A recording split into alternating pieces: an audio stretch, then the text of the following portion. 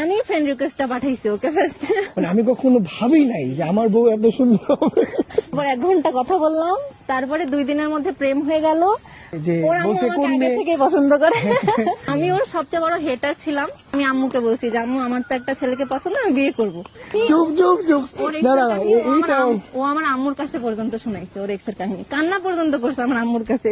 ওর এক্সের কাহিনী শোনাই শুধু 3 দিন শুধু মানে একটা মেয়ে হয়ে আমি আব্বুকে বারবার বলছি আব্বু বিয়ে করবো বিয়ে করবো। 8-3 দিন মধ্যে বিয়ে করতে পারো করো, না ছাড়া এখন থেকে 2 বছর পর করতে হবে। আসসালামু আলাইকুম everyone, welcome to our another video. প্রায় 1 মাস পর তাই না আমরা ইউটিউবে? ইয়েস 1 মাস না প্রায় 1 মাস 15 দিন পর আজকে আমরা আবার ভিডিও আপলোড করছি। আর এখন থেকে আমরা আবার রেগুলার ভিডিও দিব ইনশাআল্লাহ। তো আজকের ভিডিওটা কি হবে? একটু ইউনিক তাই না?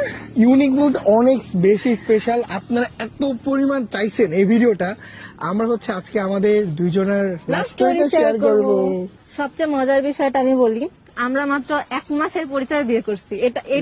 এটা কি কেউ এটা মানবে? আসলে বিশ্বাস করবে না আমি জানি, কিন্তু এটা 1 মাসের পরিচয় আমরা বিয়ে করছি মানে হচ্ছে আমাদের পরিচয় হয় এরকম সময়, আর তারপরে ডিসেম্বরে বিয়ে, তাই না? হুট করে আসলে ওই যে থাকে না যে ভাগ্যে যে থাকে সে এই যে আপনি আপনি আসিবে, একটা কথা আছে না, যেটা হুট করে আসলে হয়ে গেছে। আসলে আমার কপালে ছিল আমার ওয়াইফ। আচ্ছা, এবার স্টোরিটা তোমাদেরকে শোনাই। হ্যাঁ, আমরা বিয়ে করছি হচ্ছে 2023 সালে। Yes. তারপরে 24 প্রায় শেষ হতে চললো। 2 বছর 26 পরে করবে। 2 বছর পরে আমরা আমাদের লাভ স্টোরি শেয়ার করতেছি। আমি ফার্স্টে বলছিলাম সবাইকে যে আমরা হচ্ছে প্রেম করে বিয়ে করছি, আমাদের লাভ ম্যারেজ, কিন্তু কাউকে স্টোরি শেয়ার করা হয়নি। সেজন্য সবাই শুধু কমেন্টে আমাদের একটা কোশ্চেন জিজ্ঞেস করতাম, আপু তোমাদের লাভ স্টোরি শুনতে চাই। Yes. তুমি বলো, শুরু করো। এটা আমি তো শুরু করবো না, এটা হচ্ছে আপনাদের আপুই শুরু করবে। মেন বিষয়টা হচ্ছে আমাদের সম্পর্ক শুরু হয় সোশ্যাল মিডিয়া থেকে, তাই না? হ্যাঁ। এই যে আপনারা আমাদেরকে মানে তোমরা আমাদেরকে দেখতেছো সোশ্যাল মিডিয়াতে, ও ভিডিও মেক করতো আমাদের এলাকাতে।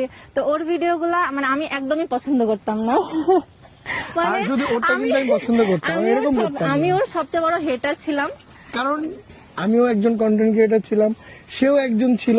কারণ ও আর আমার ফলোয়ার্স বেশি ছিল। হ্যাঁ, হতেই পারে, তোর ফলোয়ার বেশি হতে এখন পারে। সেজন্য আমি ওকে একদমই দেখতে পারতাম না, মানে সত্যি কথাই দেখতে পারতাম না। মানে ভাবতাম মানে কি দেখতে মানে না পারা কারণটা যে ধরেন এক জায়গাতে ও যে ভিডিও করবে আমি আগেই ভিডিও করে ফেলে। ঠিক আছে, এন্ড আমার ভিডিওতে ভিউ হয়েছে।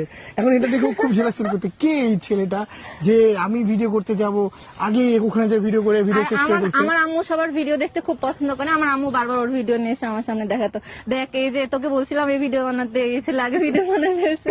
মানে এইরকম আর কি বিষয়টা। তারপরে আমার ফ্রেন্ড সার্কেল মানে ফ্রেন্ডরাও সবাই বলতো যে একটা ছেলে আছে এরকম ভিডিও বানায়। তো এরকম অনেক দিন শুনতে শুনতে একদিন ওর আইডিয়া আমার সামনে আসছে, মানে অনেক মিউচুয়াল ফ্রেন্ড ছিল। তো আমি ফ্রেন্ড রিকোয়েস্টটা পাঠাইছি ওকে ফার্স্ট। আর এখানে একটা কাহিনী আছে, ঠিক আছে? তো আমাকে যেদিন ফ্রেন্ড রিকোয়েস্ট পাঠাইছে আমি দেখি মুস্তানি সুলতান নামে একটা ফ্রেন্ড রিকোয়েস্ট আসছে। ও ভাবছে তো সেটাই। আমি জিনিসটা আমি বললাম যে